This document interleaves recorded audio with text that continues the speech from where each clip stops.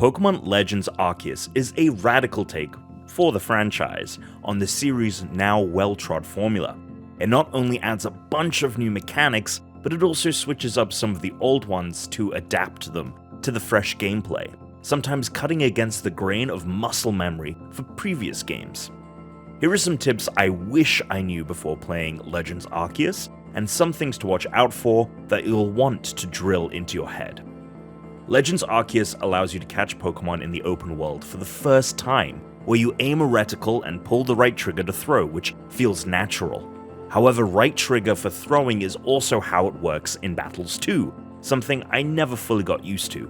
Whether you want to send out a new Pokemon or throw a ball to catch one, instead of selecting them from a menu and hitting A, both options are in a separate scrollable list, and when you want to use them, you still always use the right trigger.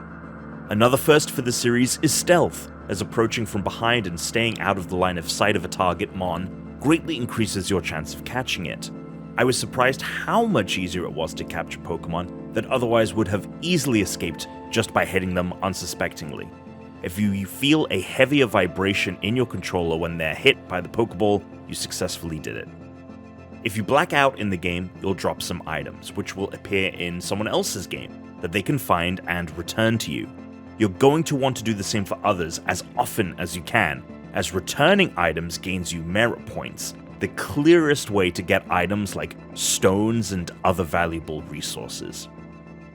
As you progress, filling your Pokedex, you'll be rewarded with money and points that you can use to increase your rank inside the Survey Corps, which in turn offers you better rewards for your research.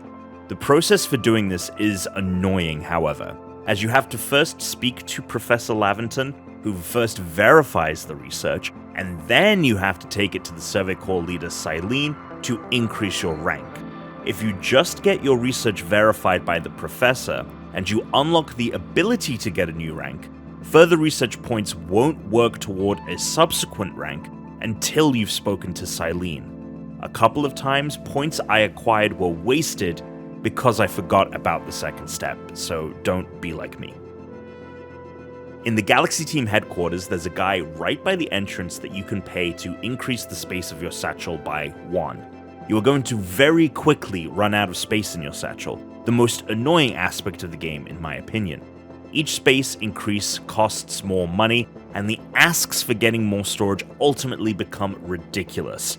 It's unfortunately not balanced well, but it's less annoying to fork over that cash than to be constantly out in the open world and being told you have no more room for items.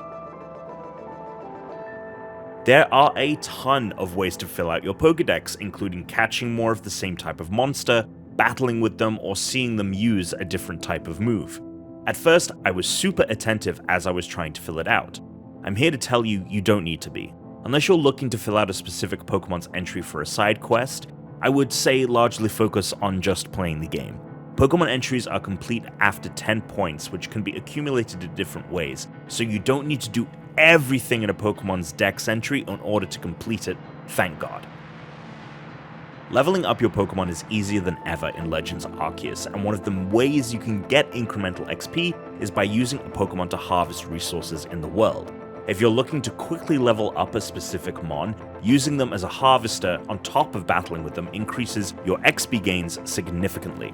A side tip for harvesting: later on in the game, you'll see crates and chests that, unlike most resources that stand out from the environment, blend in and look like they're just a part of the scenery. It took me a while to realize that these can actually be harvested too, and often, instead of offering simple resources for crafting, they're filled with fully fledged items.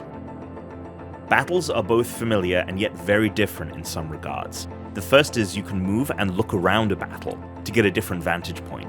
All of this information is important to know because sometimes you might find yourself in a 1v2 or even 1v3 battle without knowing it. If you've riled up a few wild Pokemon and you throw your partner at one of them, chances are the others have tagged along for the ride. Something the game doesn't tell you, and I didn't notice until halfway into the game, is that any enemies that are currently in a battle are displayed in the top right hand corner. You can also use the left trigger to switch between targets, which I also didn't learn until I had discovered that the icons were up in the top right corner, so again, don't be like me. Something the game touches on but becomes easy to forget is that you can swap out moves at any time. Each Pokemon learns new moves as it levels up like any other Pokemon game, but instead of learning them automatically, you have to manually swap them. What's awesome is if you don't like a move, you can go back and swap it out for the original move you replaced it with, or an entirely different one. It's a great new layer to how Pokemon moves work, but it's something you have to check in on regularly as it can get lost in the shuffle of all the different new mechanics. There's a ton of other new things to learn in the game, but I found that the other mechanics mostly stick, such as the new strong and agile move variations. I hope this knowledge helps with some of the hang-ups for you that I was having as you step out into the land of Hisui.